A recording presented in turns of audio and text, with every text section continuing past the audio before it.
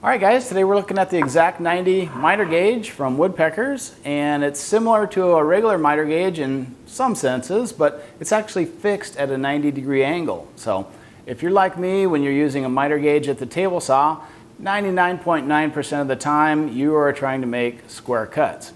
I say trying to make square cuts because there's certain inherent problems with the typical miter gauge that limit your ability to do that. Let's go over some of the details and do an initial look at this Woodpecker Exact 90 miter gauge.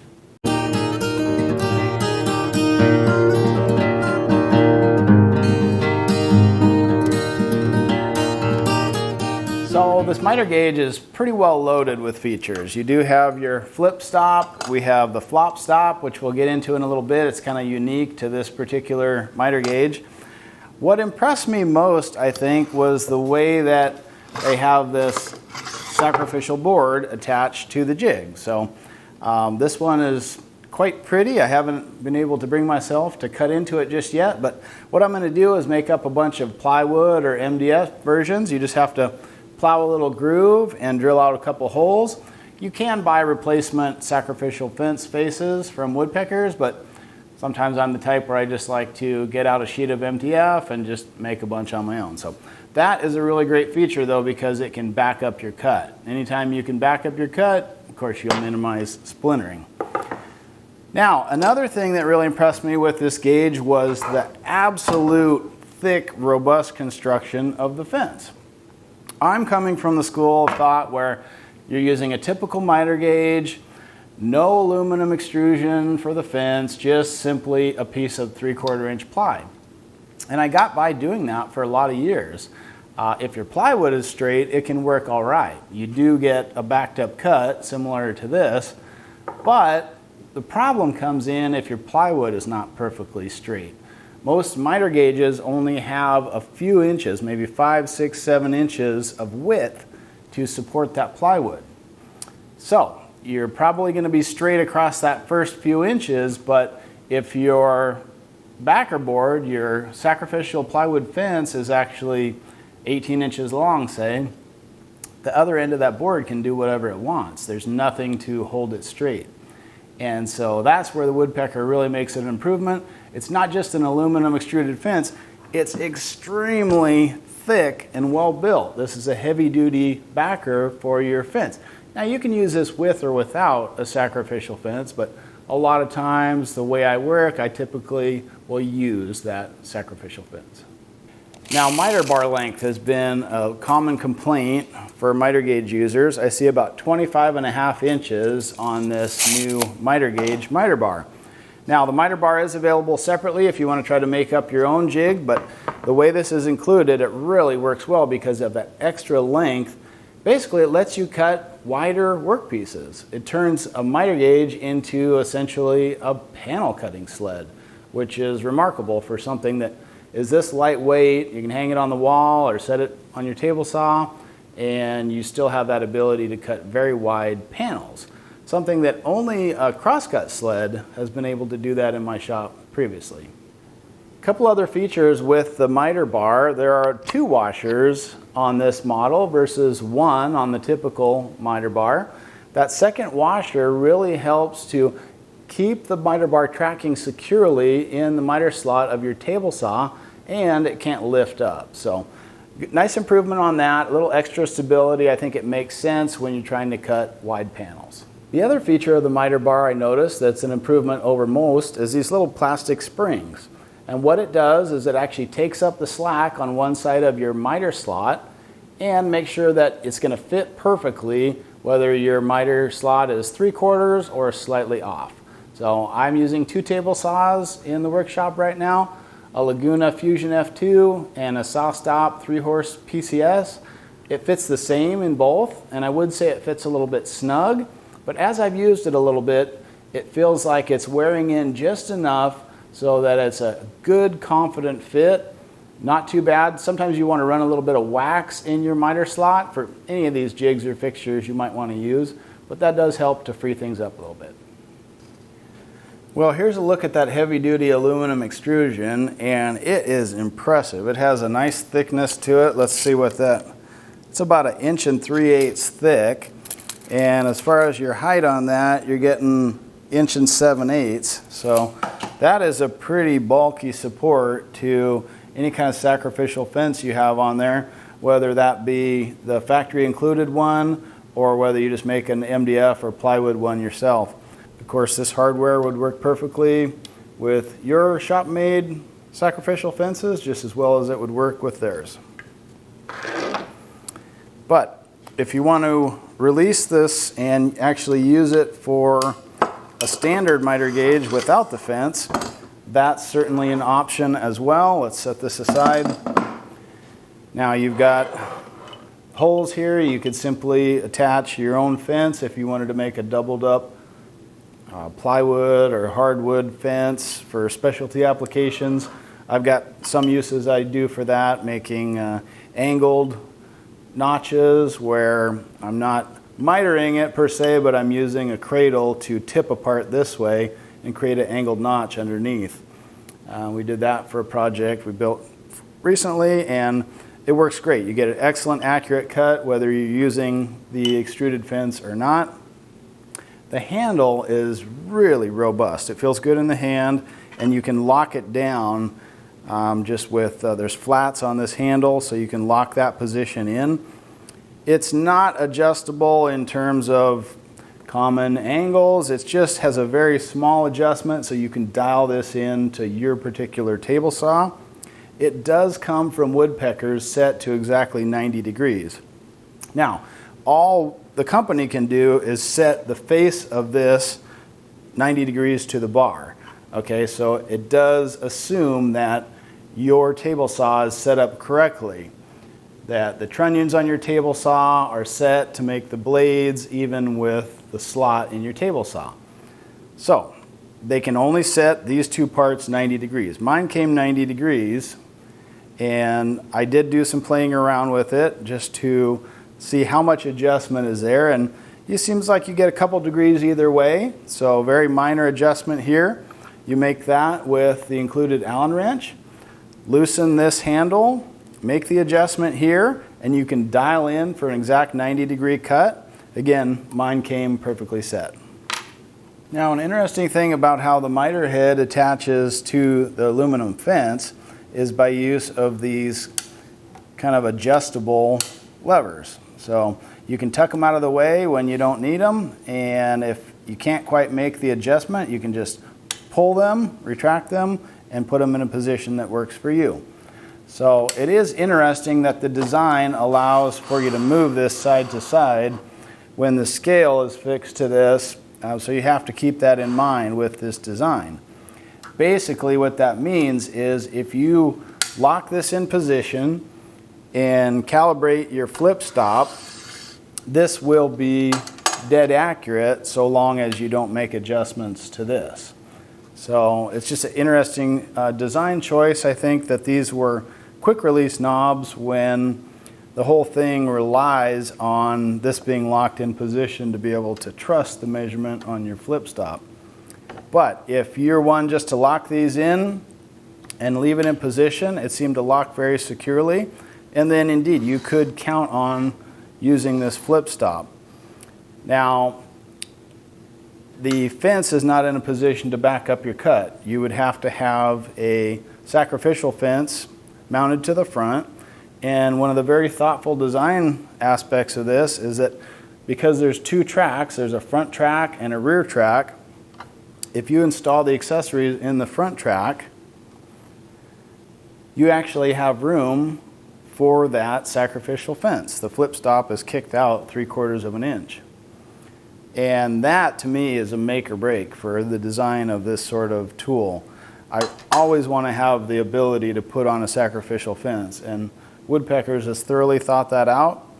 And if you don't want to use a sacrificial fence for some reason, just mount your accessories in the rear track, and you don't need to. If you want to have that sacrificial fence in place, move the accessory to the front, and you have that 3/4 of an inch space, and it works great.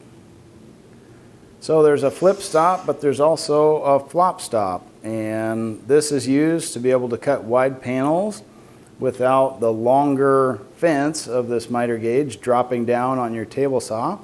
and so it really assists in letting you cut wider panels. So there's a thumb screw here that will drop this bar down.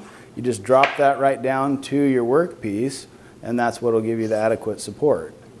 So that is adjustable along the top of the track, so it's fine there. But you also have an adjustment on the back of the fence where you can extend things, and that has its own scale. So once this is calibrated, you'll be able to use the flop stop or the flip stop out to the full extent of the jig. So let's just do a quick seat of the pants comparison to another common miter gauge. This is an Incra Miter 1000, but they're all basically the same size and similar look to them. Now this one is not equipped with a heavy-duty aluminum extrusion fence, although some of them are, and that's easily available to get one that's similar that would do the miters as well. So I had to kind of laugh when I grabbed this off of my table saw, because this is the last time I had my miter gauge set up. I had, you know, a little block of plywood clamped to this shop-made sacrificial fence, and you know, actually that's what I was using. And the point I was making earlier is that there's only a small section that will be forced to be straight when you're using a long sacrificial fence that's just made from plywood. There's nothing to back it up. Further, you don't have any stop block to accurately and reliably set your length of cut. So if you're trying to use this like a crosscut sled, or just even cutting small furniture work pieces to length, I think the problem is you're using the old school method of tape measure and pencil, set the stop block, and make it cut by cut. When you advance to a more modern system, you have a stop block that you can slide down, set to your exact measurement, and make that cut over and over. It will flip out of position when not in use. So that's a great feature. You don't have to take the flip stop off of the jig. It can stay there. You can slide it out of position. When you're ready to cut something to exact length, drop the flip stop back in position, and away you go. One thing I noticed initially is that my flip stop would get caught. There's a little tab on the back that registers in this slot. And I noticed that initially it would get caught in that slot, and it would be kind of a friction spot to pull that away. And what I realized is you have to set this sacrificial fence in a certain way. You put it in the table saw and you loosen these two screws and then just lift it up all the way. If you lift it to its full extent and then retighten these two screws, you've done two things. You've aligned the slot perfectly with the flip stop, but you've also created a little bit of space underneath. It's a sawdust relief. So I'm not sure the function of the tab on the back of this flip stop exactly, but my guess is it provides a little bit of additional support. If you were to bump a workpiece a bit too firmly into it, it would just give it a little extra support in addition to the locking lever. I think if I make some extra sacrificial fences, I may just accommodate that a little bit more with a slightly wider slot, just so that it can fit in there easily. I'm not trying to get any additional support from that. The mechanism itself engages firmly into the top of the track there. So let's take it over to the table saw and give it a spin. All right, let's start by seeing how tightly this miter bar fits into a 3-horse saw stop PCS. And initially you may find that the fit is a little bit snug, especially if you're used to a miter bar that has a little wiggle to it.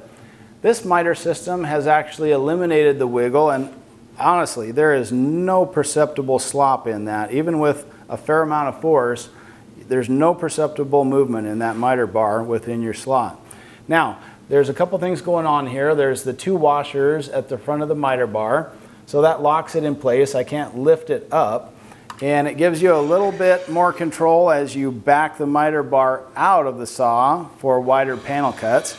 So I see that as a real advantage.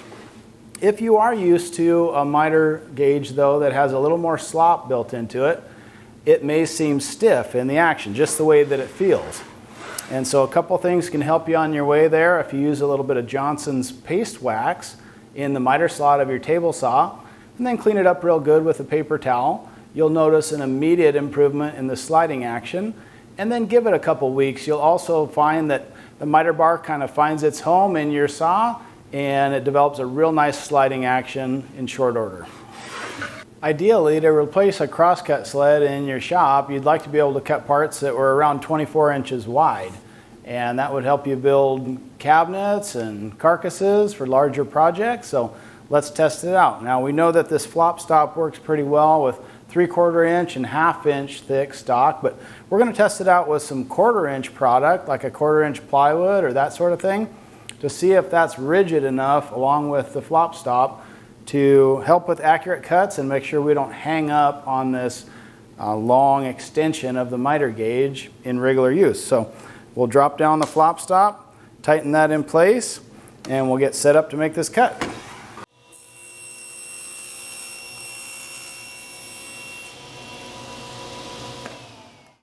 So I didn't get any binding as I passed the miter gauge over the saw. That flop stop seemed to work just fine, even with thinner sheet goods. And we'll just get a quick check on square, see how we did. Yeah, and that's right on the money. So the setting is good on our miter gauge. We confirmed that with square against our 2 table saws. They were both the same. And the cuts that it's producing in real life, perfectly square. So I'd say so far, very true to form and true to advertising in terms of what you get with the Exact 90 miter gauge. Okay, let's look at the fit in a Laguna Fusion F2 table saw. I'm feeling exactly the same amount of resistance. It's a nice snug fit. There's absolutely no deflection in that long miter bar, and that's true if I pull out way beyond the saw. That's also true if I have to push past the blade a little bit and I start to lose some contact where I don't have full support because the tip of my miter bar is actually in my outfeed table, which isn't an exact fit, it's an oversized slot. And I still feel that same way. There's no side-to-side deflection, even with a fair amount of force with this miter gauge. Now the interesting thing is, the side-to-side play on that is not adjustable. So we've got these plastic leaf springs. There's no adjustment to it, they're automatic. You're never gonna have to come in with a Allen wrench or a little small screwdriver to make that adjustment. It's set already, and you're not going to have any problem with it. By contrast, some of these other miter gauges, there is a notable amount of play. I can feel it and I can hear it. Now there are small Allen adjustments with this, and I do have to make that periodically, but I just find time and time again it loosens up to this level. This is kind of where it wants to be. And I am able to get fairly accurate cuts with this, but for things that really matter, like wider panel cuts, this just doesn't have the length of the miter bar to accomplish that. You'll be stuck using a dedicated crosscut sled at your table saw, and it does make you wonder if this can factor in a little bit of error into your cut. All right guys, that's my look at the Exact 90 miter gauge from Woodpeckers. Do your own research, check the reviews and look them up online. See if maybe this isn't the next miter gauge for you. Thanks for watching.